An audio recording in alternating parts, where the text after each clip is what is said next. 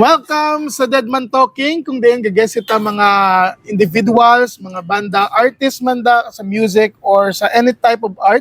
Kag I'm so inspired nga diri sa episode 24 sang Deadman Talking, nabisita kita sang hindi na niya mga baguhan kundi mga veterano na niya sa larangan sang music.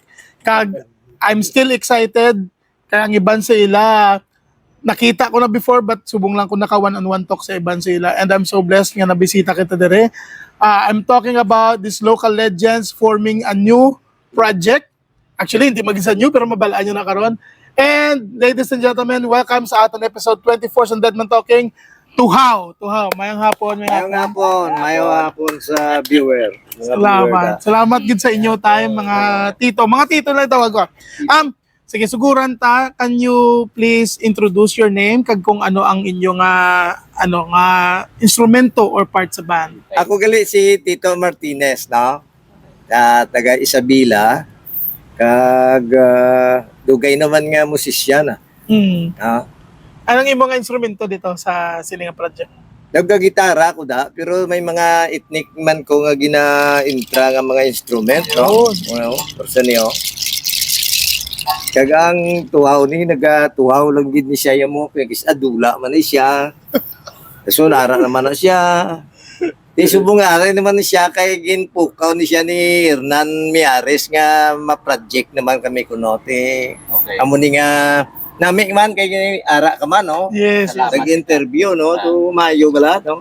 Ako ulit si Hernan Miares, drummer ko nila. Ako si Marlon Sifi, gitarista, ginkuan ko nila nga gitarista, no. Basta ka lang yan, hindi ka vocal. Ako, kisa akon nga gitara man ko, kisa gatula man, gatuhaw, bla. Okay, tungod sa depende sa ipasad ng grupo, no. Yan. So kung may goal, kag may pananawon, kag may vision nga para sa katawhan. Yun. Kaya nga ang sakon ang music ko lang ni siya daw. Sana pa front ko lang ni para ang kamatuoran mabuyagyag sa katawhan ng mga. Amo mo lang na iyang purpose ko tini. Basta hindi tayo may music kag wala, may gitara kag wala. Hindi tayo mag-break na duwa laptop kaya pala lon. Sige. Ipasak ko na siya. May adlaw tanan. Ako ya si Uying, Osmeña. Sang nagsugod ding tuhaw, ako pa ning sponsor sang Double O, sponsor sa mga percussion. Ti subong nagtuhaw gikupod sila. Doon nadalay ko pa Hernan. Si padayunon tani. This is a new project. It's another thing for Bacolod to see mayari man ta aton man nga agi, you know. So amo ning tuhaw. Si Tito ni karon mi elaborate kay si Hernan sa tanan. Ag tapos may mga upod pa ta, no. Sorry, hindi wailan di sila pero matuhaw na sila kung aton na nato. Amo na da, no. Sige, can you mention the name? Yeah, si Kent, no? Kent Bluestone, he will be also playing with me as a percussionist. May percussion 1, percussion 2. So, very promising. We do not know, ay takbalo, anong matuhaw sini, pero once magsugod ni siya, tayo yun yung project, no? So, let's pray for this. Okay? And then si Bimbo will be playing the flute and then some other percussions also. No. Now, actually, may star, so may pertahan, paang ko lang bangko while we continue the interview. Mayang adlaw, ako gali si Rolf, ang bahista sa grupo. Ayun. So, ako excited ko nga project kay so far, sa kadugayon, wala na ko, ambot kung may ara iban, pero sa ako niya, I'll speak sa akong self, dugay na ko wala kakita bandang mostly on world music, earth music, kung ano man ang terms na tribal music. So excited ko nga makabati mga lain naman yung instrumento. Excited ko sila nga concept. Tito, can you explain din halin ang name nga tuhaw? Nga tuhaw sa kadamo sa ngalan nga tuhaw gid. Ang tuhaw ni sa akong imagination, no? Daw pareho siya blas ang mushroom. Nga daw seasonal ni siya mo, no? Magkilat. Basta magkilat, Mushroom. gagwa ng mushroom. So ining grupo ni nga tuhaw kisa wala ni siya kay tungod sa mga financial vlog isa. Kay wala siya. Pero may season nga pero sinisubong nagkinit anay kami nagtuhaw naman siya. Daw mo na bla. No? Okay. Can you sang ma-explain mo paano ni nag-start na project kag kung bag-o man gini sa or before pa na planuhan na niya nga grupo? Actually daw lang ni siya daw collaboration sang mga effort sa mga musician kay ini nga project kung wala ni siya gapati sa ang ginaubra ko ni hindi ni siya mahuman mo. So ini sila gapati gini sila guro nga maayo ni nga ginobra namon nga music, no? Try kami na maging maayo nga music kay ang importante din ng gapati ka. Kay kung wala ka gapati, wala eh. Okay. Amo na da siyang pinakaano gid mo. So, right now, ihata ko dito, Hernan. Right now, dito, since ikaw damo ka naman niya experiences, kag lain-lain nga form sang band, what makes you excited sa sini naman nga project ya? Nga do, anong kinalain sini sa iban nga mga natukaran mo man before? Ay ni kami ni Tito nag-start kami ng 2018. Oo, 'Di ba? Nag-concert kami sa Tipis dito. Tapos nakita ko nga doga ko ang kabalan naga ka sa mga kabataan na amo ni ang ginatukar mo gina-explainar mo sa ila bala nga amo ning matabo. Ang palibot na mo balas tungod sa music mapamuklat mo ang ilang utok kag ang ini nga music nanamian ko kay makuan ka sa mga ethnic may mga ethnic na lain naman saya mga pareho ni tapos gina-twist namon ang kanta tapos iyaman na mga iya nga ginapang revive ng mga kanta pang obrahan ba ginamon areglo man. Okay. So daw ka challenge siya. Oo, pero Challenge lain siya para naman. sa kay lain naman. Kag isa pa, kung mamati ka sa mga amunido ka roots nga Pinoy gid nga tunog no, Oo. ang mga Oo. instrumento nga indigenous nga mga Oo. Kay Tito Marlon, ari isa pa gini sa local legend tadi. Wala maubra pa ko na episode nga isipak siya pero ikaw yato, what makes you say yes sa sininga project? Game ko da. Okay ko sa sininga project. Wala labot sang amon nga project ang amon pag relasyon lang nga pag amigo ay amo na. So wala na pader sa amon la kung ano siya ko kilala na ko nila mo na lang. Si Tito alin sa ako nasta sa mga ginikanan ko balaan niya kung ano ang pamatasan ng kultura kahit gatulog sa sabray no. So ang tuhaw nga ginasiling nga tuhaw. So nagtuhaw ini daw katalanaga ni sa nga tanaw. Pero sa likod sini wala ni nagtuhaw kung wala sang may pinaka no. So ini may creator gid. So ini tanan ipahayag tani ang nagtuhaw ini kay may isa ka creator nga nagubra no. Why ni sa nagsiling nagbig bang theory lang nga bingo nagtuhaw ni siya. Hindi may hara gid siya sa pinakamataas nga nagbihon sini no.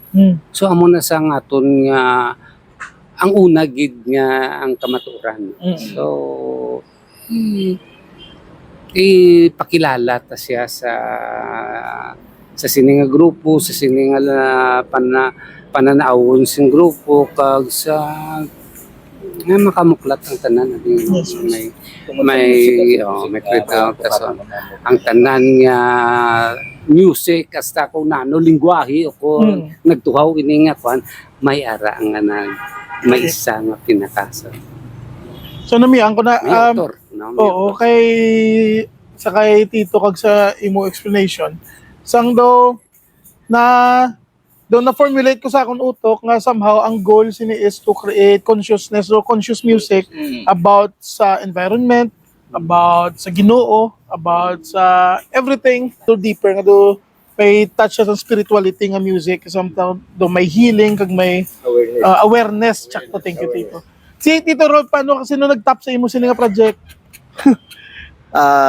Tito, ang akon bing commitment is ara gid sa music. Mm. So open gid ko ya sa tanan nga collaboration. Kag ano man bala ka swerte sa akon nga may nanguwit, ginkuwit ko ni Tito Hernan. So nang ina nga kuwit ni kabudlay na iya indian. Pagkakita ko sang sugo nagmando sila dahil nga ara tong material. Ay, siling ko gani siya, siling ko. Wala na ko na ganun na to. To ka-abrupt lang sa ako na. Siling ko, Tits, may project ka muna. Why ko na blasa? Tits, pwede ka. Dugin ko sa nga. Tits, may muna sa dugin rape ta ka. Why ko na.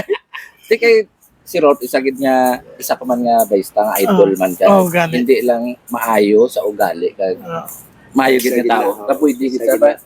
Pero man kay Marlon mo lang. Tigata naman kami ni.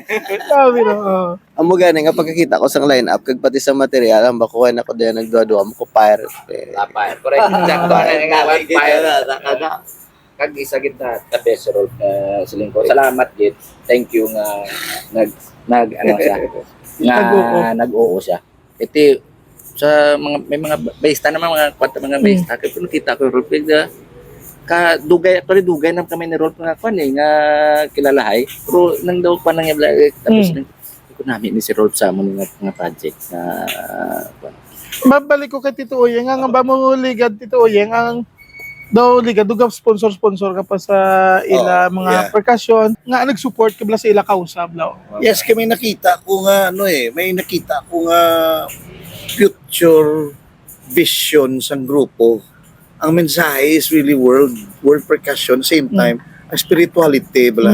Kung anong mensahe ni isang mga ambahanon sini, may ego sa korason sa tao kag ang ginahambal tabla nga binutig nga sa mata, mabutig ka sa mata, pero ini ginahambal sa imo. Ego ka gid sini. So at the same time may panahunot nga percussion nga side dito ko na-inspire. Kami ni Parernan, sa Boracay na ni siya, sige lang kami istorya na adlaw gabi. Do mga lovers man sila. Kung anong love ya kay Marlon, do may second love di siya sa ginapodcast. Siling ko to, sige lang kayo matamaton, tayo sunod. Kay by that time matapos ng jutay, kung di ka ginobro-bras balay, may lugar na ta. Oo, so siling ko, sige matamaton tang tanan. So, to tell you honestly, first time pa lang kami ni mapungko nga rin ni si Rol, pare ako. So, amuning first time nga adlaw. Oh, so, this is very inspiring. We do not know what's gonna happen next, but I'm sure this is for one cause. Yes. Ang mensahe, plus ang ginapangayo ni Tito. Thank you God sa first time yung nga pungkuan ay araman ko sa pungko ba. So kung ano man matapos yung witness ko sino. Pag kay Tito naman since you're from Isabela Tito, di ba?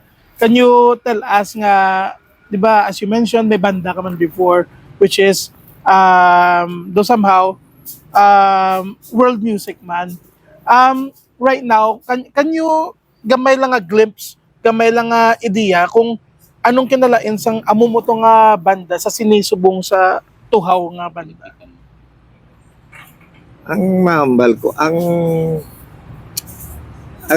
ginalinan, may struggle kay, no? May struggle kagid kay daw ang akon nga sa sulod la sa spirit ko.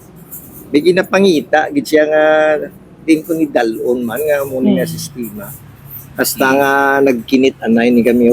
Pero si Marlon niya, nag-sense, nagtukar kami sa mga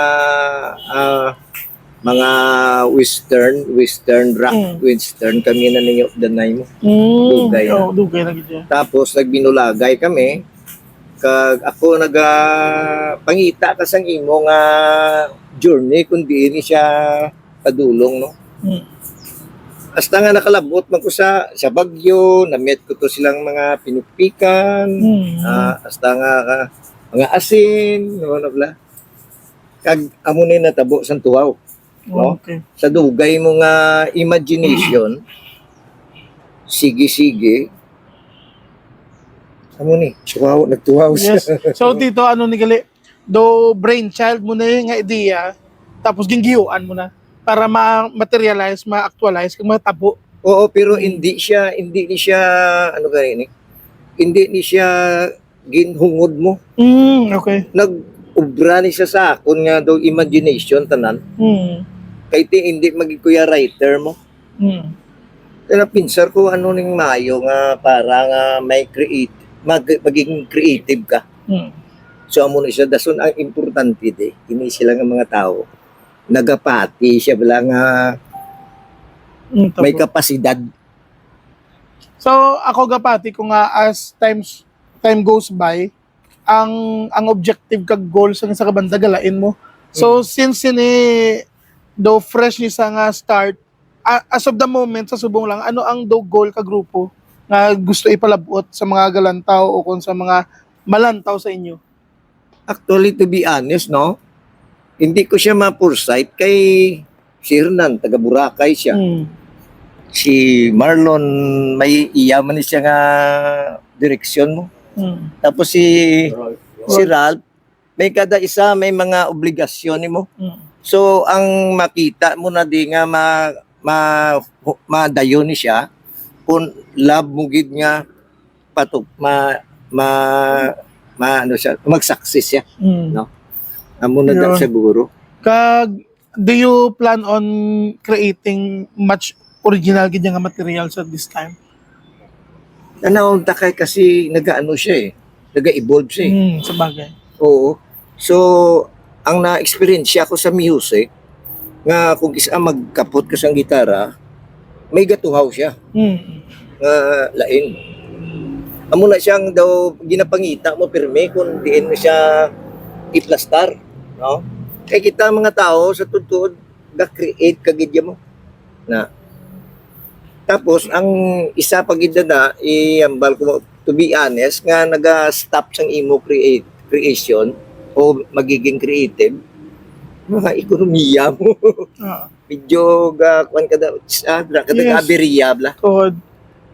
Kay sa instance mo daan dito from Isabela ka pa, ang pag-travel mo pa lang pakadto di o kung diin, challenge na gasto na eh. Oo, Out of your bulsa mo na. gani siya kay nang inan. Dogin butangan mo namang kuputi. Kung bit-bit ako din sa mga akman ko, ginabudlayan ako. Talo ka, senior naman tamo. Tama mo na bala? Ito galing love mo gid siya. No? Ara gidang mga gugma nga, sige, set aside na lang. Amo ginang passion sa music ba na eh. Kag are mga tito sang isa ka wrap up ko lang sa inyo. Kabay pa no. As of the moment wala pa kamuya ka tukar live as a group na or nakatukar. Kaya na practice kami kayo na. Pero hopefully sa mga makalantaw sini no, kita sini kag makapatukar sila kaya ako excited ko mo kay diri sa Bacolod sa tuod lang right now. Mamba ko gid nga wala di banda nga world music ang atake nga lain naman ni siya. So hopefully ako makastorya man ko sa iban nga mga bar owners tani kabay pa nga mag-open sila nga kamo makatukar man like iamba ko nga daanan the fourth nga daan open man sila. So hopefully makatukar kamo sa the fourth no. Especially kabay pa. We don't know. Maybe next month kung maano ta mat-pull up kay may upcoming mga event kabay pa gusto gid ko mo matkita as a collective na yabla ang inyong mga kanya-kanya nga sabor ma-collect lain ang mo brand okay sang right now to may page ka mo wala pa ka mo page okay so pwede nang can you promote na lang individual nyo nga mga social media o kung ano kung diin ka mo pwede mabisita kag ma-chat kung may mga makuha sa inyo kung may mga ano para ma-promote naman. Inyong mga personal account na lang Oo, ang sa ako niya Tito Martinez Tito Martinez. Mo na yung ngalan sa ako niya account. No? Okay. Kagpi, ikaw yan, okay yan. Ako na kung nagkuhan sila, mamangkot sila sa muna sa Hernan Kumita Mihares sa mumula na ang sa Facebook. Hernan, oo. O yun, At sa inyo na lang kayo. Matugyan sila. Inyo na lang kayo. Under mo ko sa ilang. Ano na lang. No, actually, Nakatamo connection si Tito Uyeng actually, when sang nag-istorya si Hernan sa akon, how to market this, tiyan mo to, isa na to ka point nga gintawag ta ka, you know, why man kami means gid. We don't have the page yet. But sooner or later, as time goes by, ubrahan magina siya. Yes. But for the meantime, no, we will be flashing siguro sa Facebook accounts naman nanay. And then, hopefully sa Double O Percussion Store ko nga page, pwede magkuka-insert da. Pero meanwhile, mga account name nanay, ti ako, nos Uying Usmen, na, no? Pero eventually, maubragin ta page, no? Maubragin ta page. Breakthrough ni. We don't know what's gonna happen, but I'm sure it's gonna be a promising new thing for Bacolod to experience. Yes. Tagang mensahe, sini para ang kabataan makahambal man nga may ilunggo gali nga version. Nan. No. So we will be also playing mga versions of roots, no? And then mayara man mga jutay nga nga mga compositions ang iba nga i-render ni Tito in a different approach, no? To how yung project lain naman yung texture of music. Yes. So let's see, no? Let's see. Ang ambal ni dito nga, wala ka mo kabalo kung ano pa matabo and amo nang pa exciting siya nga project. Yeah. Kay wala na kabalo to, di ba? Pero ako honestly excited ko kay gusto ko makabati mga amo namin kay so far wala kamo ka pareho sa ako niya sa sininga time sa amo nga Do amogid siguro. diba? So stand alone nga Bacolod music pero earth or tribal kag conscious music this Conscious time. music. I'm so excited. Okay. So amo na to wrap it up. Thank you ko sa inyo nga unexpected man si Tito Uying nga tapya ko mo bako nalipay gid ko nga maka interview sa inyo, makikita na itatanan kay ang ari nga Dead Man Talking passion project ko man wala man kami dimigin nakuha, gusto lang namon gid nga makasturyahan kag makilala man sa tanan nga makalanta ko sino man da ang mga artist di sa Bacolod kay for me para sa akon do kulang exposure pagid ang ibanta nga mga artist nga kadamo di sa Bacolod bala nga kanami mabatian pero wala nagaan chance wala. Yes, wala break. So, thank you. I'm so happy to be part of this. Ladies and gentlemen, diri nyo una nabatian sa Dead Man Talking to how kag tandain nyo kag bantayin nyo kay in coming months matuhaw na sila tanan. Thank you so much. Episode 24 ka Dead Man Talking. Salamat sa paglantaw. See you all soon. God bless. Peace. Thank you.